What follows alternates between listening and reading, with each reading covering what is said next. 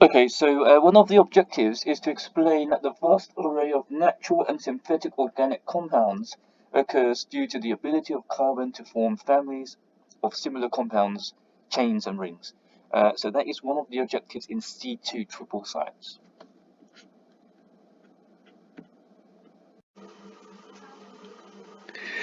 This is carbon. It's got two full electrons in the first shell, and you've got four electrons in the second shell, but remember you can fit in 8 electrons in the second shell, so therefore there are 4 unfilled spaces in carbon. And for carbon you can form 4 other covalent bonds, so that's why carbon is very useful.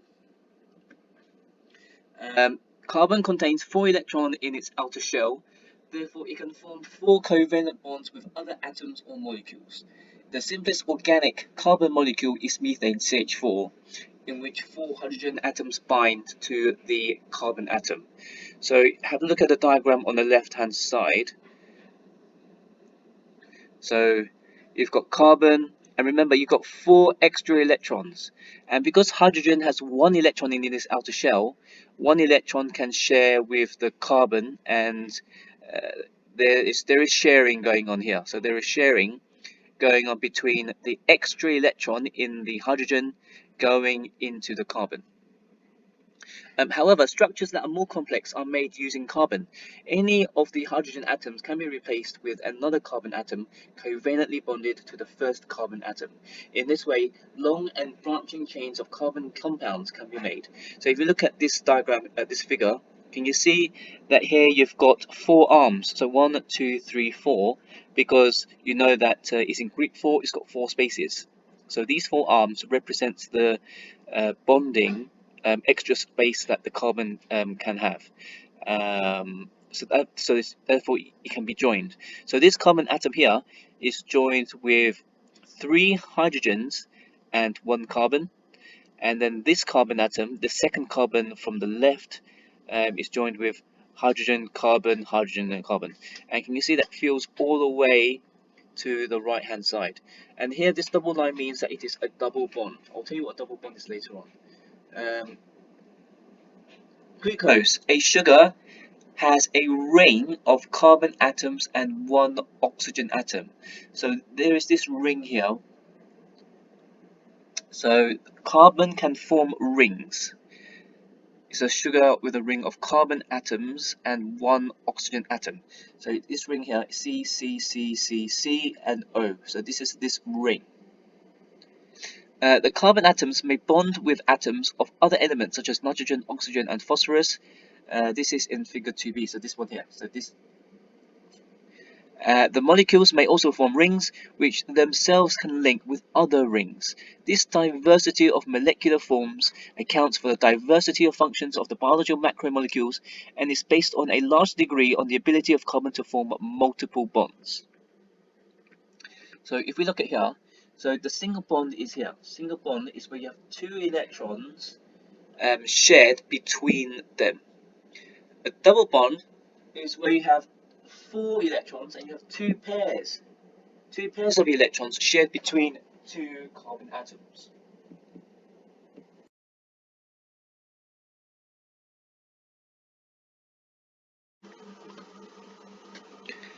And what is a triple bond? Uh, the triple bond has 6 electrons, and can you see there are 3 pairs of electrons shared? So the 3 pairs of electrons are shared with the 2 carbon atoms. This is just a diagram, a picture that I've found online from Shutterstock. So can you see here, this is a single bond because you've got 2 electrons, 1 pair of electrons shared between 2 chlorine. This double bond, you have 2 pairs of electrons shared between 2 oxygen atoms. So in total there are 4. There are 4 in between the space here. And then here a triple bond is where a total of 6 electrons or 3 pairs of electrons. Let's just read this. I'm going to read this very quickly. The carbon atom has 4 valence or outermost electrons. Because of this unique configuration, it is easier for the carbon atom to share its 4 electrons with another atom or atoms than to lose or gain 4 electrons. Hold on, because of this unique configuration. Okay, so what that means is that because there are a lot of spaces in the second shell, it can share 4 electrons with other atoms instead of losing or gaining. Because if you lose 4 electrons or gain 4 electrons, that is, I think that's just not. Would it take a lot of energy? It will probably take a lot of energy, right? So it's easier to share. Because of this configuration, it is easier to share. Well, it's not because there's energy. Well, because you've got 4 electrons on the outer shell, and it's still being attracted to the nucleus.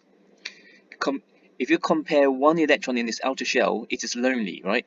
So the 1 electron in this outer shell, it is lonely because it's shielded, meaning that the full electron. Let's just say that you've got 3 shells, and the third shell has 1 electron in its outer shell. So that means that the second shell and the first shell are full.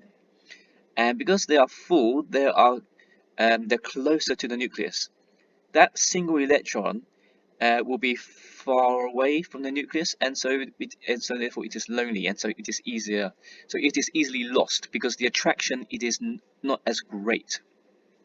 So yeah, so you can think of it as in lost, as you can still think of it as energy, because you would need a lot of energy to remove 4 electrons in its outer shell.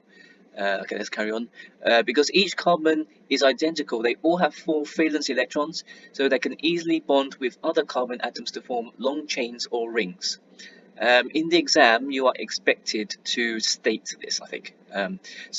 Let's read that again. Because each carbon is identical, they all have 4 valence electrons, so they can easily bond with other carbon atoms to form long chains or rings. In fact, a carbon atom can bond with another carbon atom 2 or 3 times to make double or triple covalent bonds between 2 carbon atoms. Long chains of carbon atoms with double and triple bonds are quite common in biology. Carbon's tendency toward covalent bonding with itself generates 3 unique characteristics that create a vast array of compounds, including those necessary to construct and support life. Carbon-to-carbon bonds form the backbone of all biomolecules and can include thousands of CC bonds. The single bond that connects carbon atoms to carbon atoms is quite strong, so the subsequent long chains and ring structures are not fragile. The carbon-carbon covalent bonding pattern satisfies the octet rule, making carbon compounds unwilling to react. Because carbon has 4 valence electrons, remember valence means on the outside, outside, and needs 8 to satisfy the octet rule, it can bond with up to 4 additional atoms, creating countless compound possibilities. Right, that's the end.